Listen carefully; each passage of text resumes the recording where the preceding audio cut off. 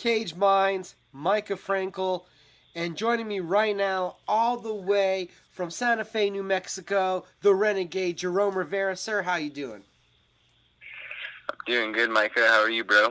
Man, surviving, hanging in there. What about you? Uh, Same. I'm living a busier life than I ever have since the quarantine started, so it's been an weird adjustment. Really busier? I mean, the gym's closed. I figured things would kind of slow down for you. I know the girlfriend, the newborn baby, obviously life's busy, but how has it gotten even busier than for you in the quarantine? Uh, well, so I haven't worked like a full-time. Been doing like a lot of part-time jobs. So I think like last time I talked to you, when I was getting ready to fight Kendrick Latchman, I was working like three part-time jobs, which is I was pretty busy doing that, but I hadn't worked just like one solid full-time schedule in a while. So I've been working full-time at Home Depot and getting a lot of overtime over there, and then just on top of that, being in training camp to fight on the Dana White's Contender Series, like just trying to find time to get 2 or 3 training sessions in a day without having a gym, and then still personal training my clients and trying to get my little yard work projects in, and then on top of working like 50 hours a week. It's been pretty fun trying to balance everything out. Well, you mentioned it. How big of an adjustment has it been, first off, the full time job? Because you threw a lot at me right there. Full-time job, it's been going good. I like working there. I like working jobs where I do like a lot of hard labor, and over there I'm like constantly loading up lumber and concrete and a bunch of stuff like that. So it's been nice. Um, but yeah, I definitely miss the gym being open so I can personal train my clients and do all that stuff. You mentioned training, that you're still getting yours in. How are you managing to do it? And how hard has it been kind of constructing this new obscure schedule?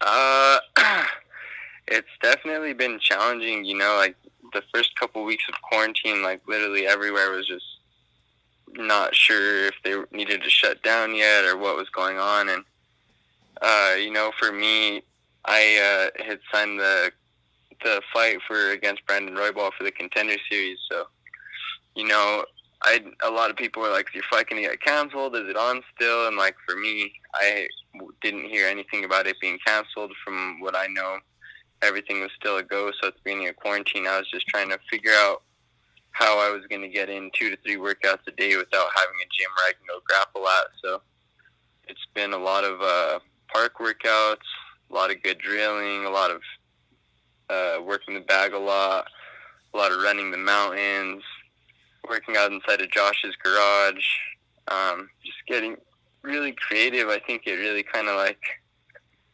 tests your motivation. Like, are you going to go and do these little extra things, like go and set up a bag at the park, or go and run with some friends in the mountains and go and hit some mitts and stuff like that. So, yeah, coming up with the right formula has been a fun challenge. Changing up the environment has been really fun, though, too. Like, to take some pros out of it. Like, it's been nice working out outside and hitting mitts in the mountains and running outside and doing all that stuff. So I've been having a good time still. Now, what is the position or the current status of your next fight? Because we know now it's not going to be against Brandon Royval. He's been called up to the big show. He's not on the Contender Series anymore. He's fighting Tim Elliott, it looks like, next week in Las Vegas on the Fight Night card.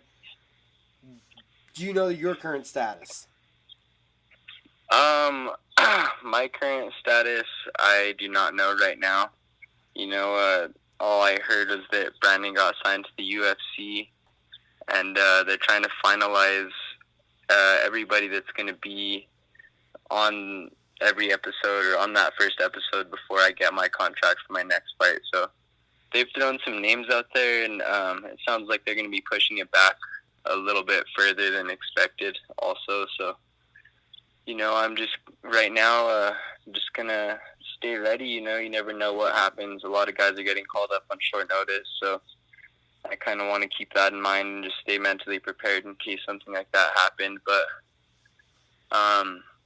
yeah, I really wanted that Brandon fight. It's kind of a bummer that I didn't get it, but everything happens for a reason, and just a part of the journey. Just got to keep grinding and stay sharp and get ready for that next guy that they throw my way, and come up with a game plan once we figure out who that is. What was the excitement like when you got offered Contender Series?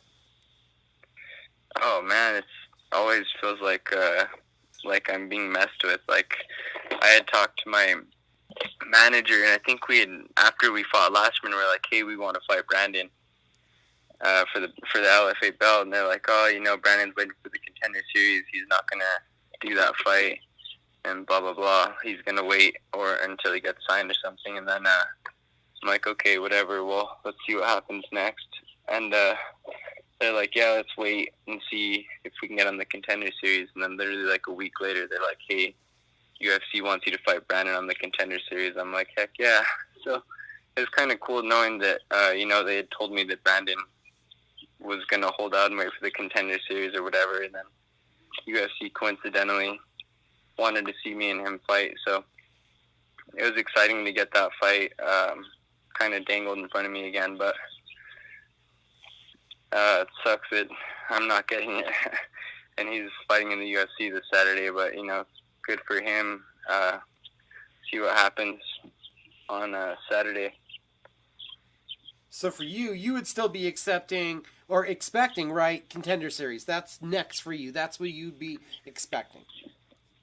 Yeah, for me, I'm still expecting Contender Series. It was supposed to be June 23rd, but yeah, like I said, it looks like that's going to be pushed back a few weeks. But yeah, that's still what I have on slate for me next. So I'm just going to be getting ready and wait until we get a date and an opponent.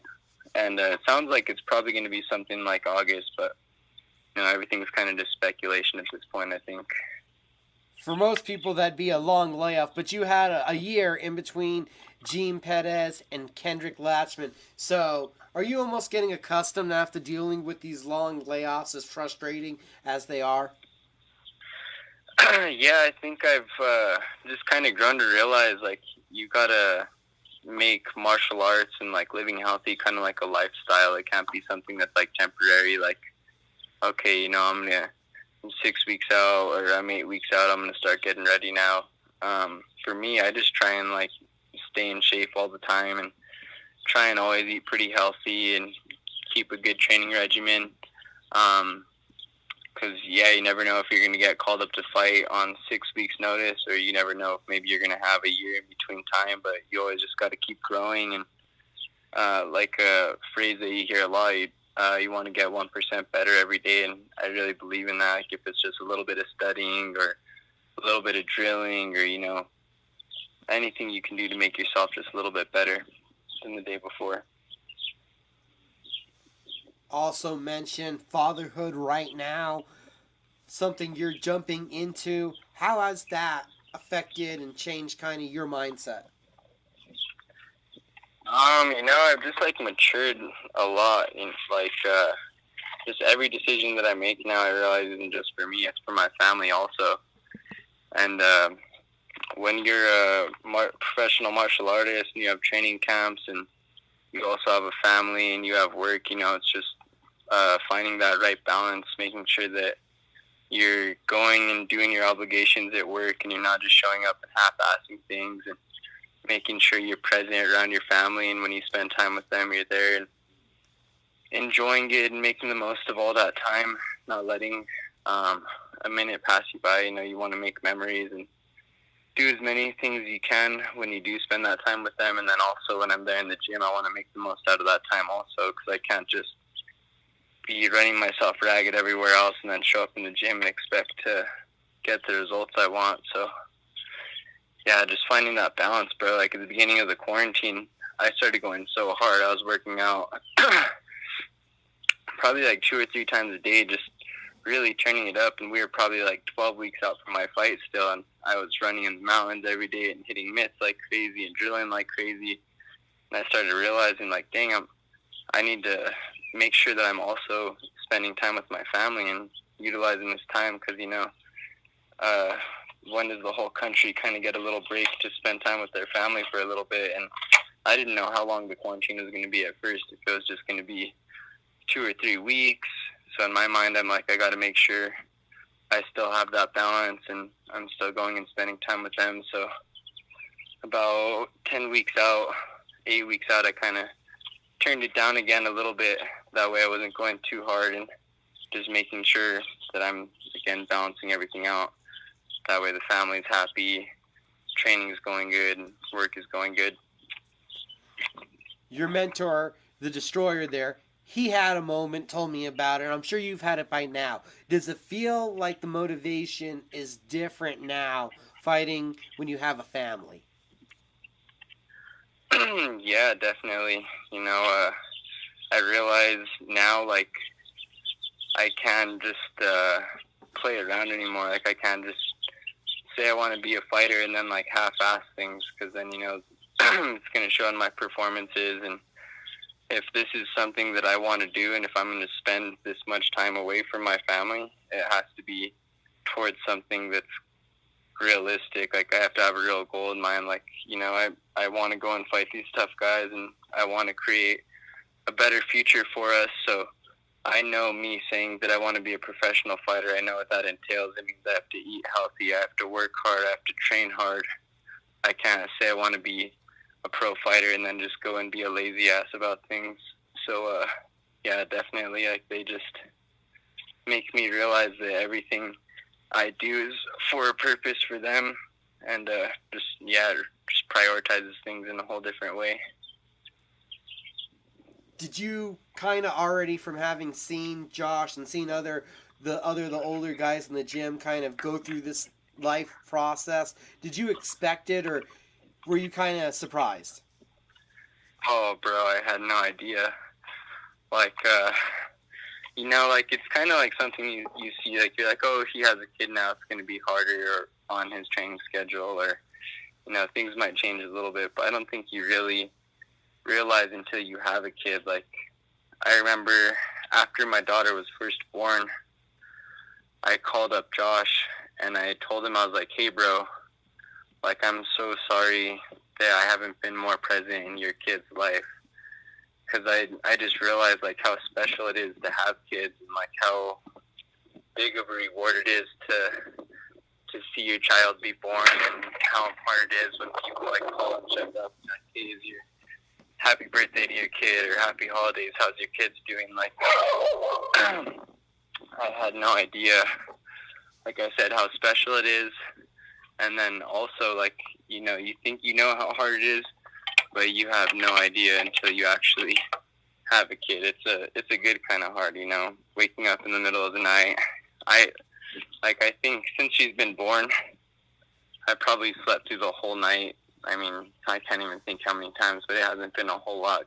She always needs some milk or, something, maybe just to wake up and rock her a little bit. But,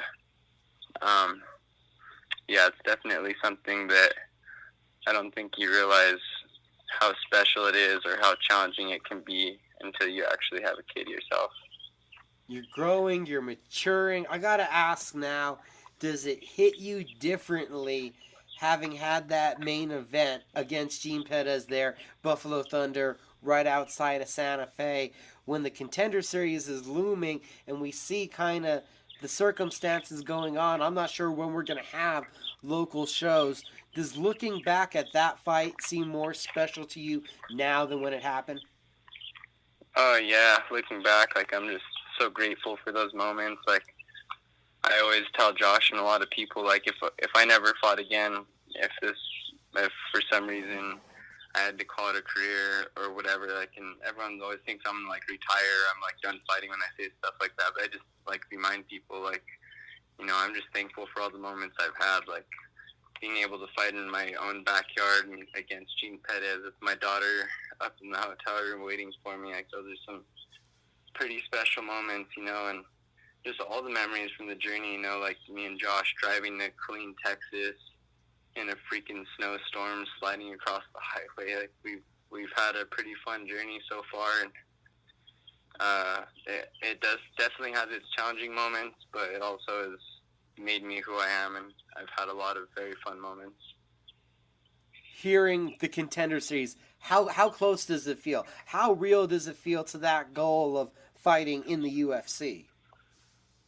Oh, bro, like that's why right now I'm kind of like, it sucks that Brandon got signed to the UFC and I don't get that fight, but at the same time, like, when can you why would you complain about being on the Contender Series? Like, I'm lucky and I'm blessed that I even have that opportunity.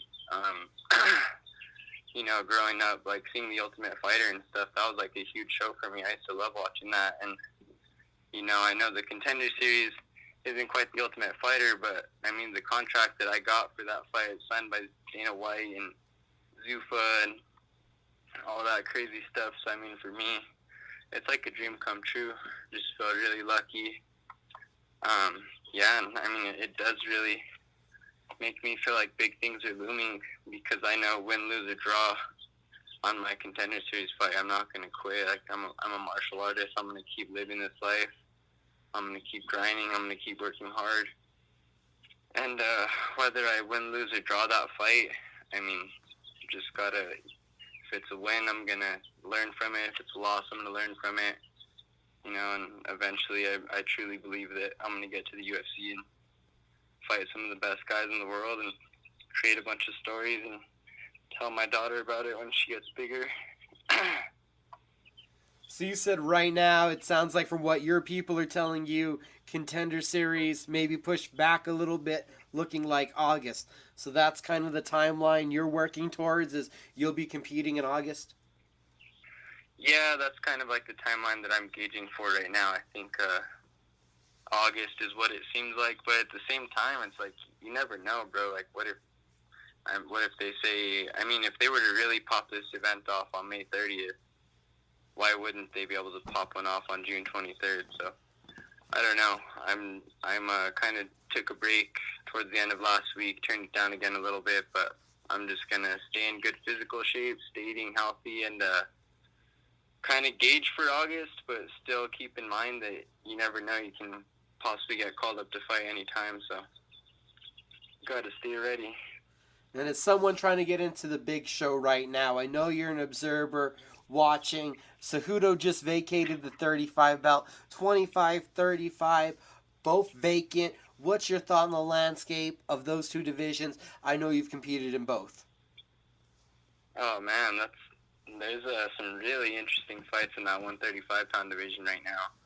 With all those up-and-coming guys, you got like Sean O'Malley and Corey Sandhagen, all those tough dudes, and you got the guys that have been around and been there for a while: Dominic Cruz, TJ Dillashaw, Cody Garbrandt, Rafael Assunção fighting.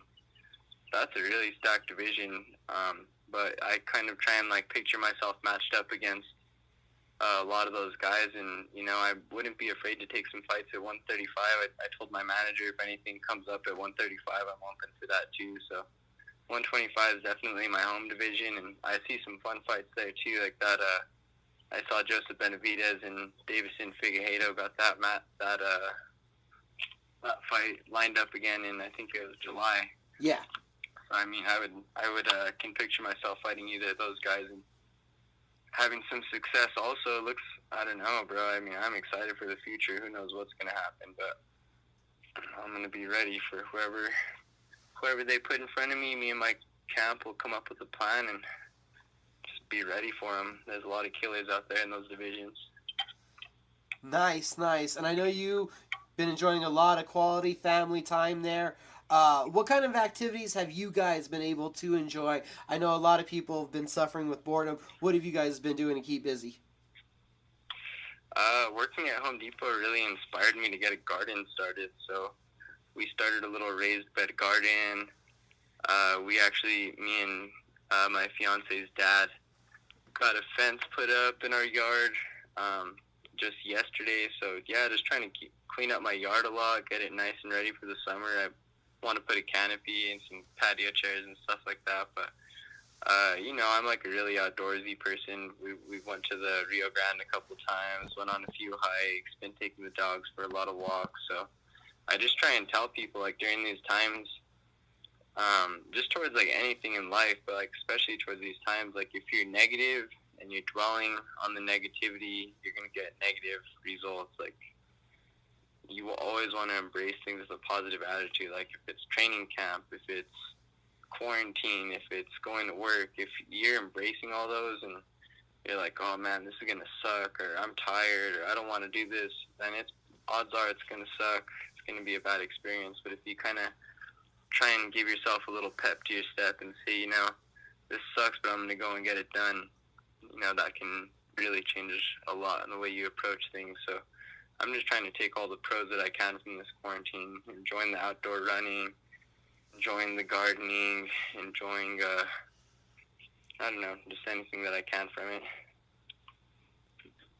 He's the Santa Fe representative, an up-and-coming MMA superstar, the Renegade Jerome Rivera. Jerome, can you tell everybody how they can keep up with you on social media?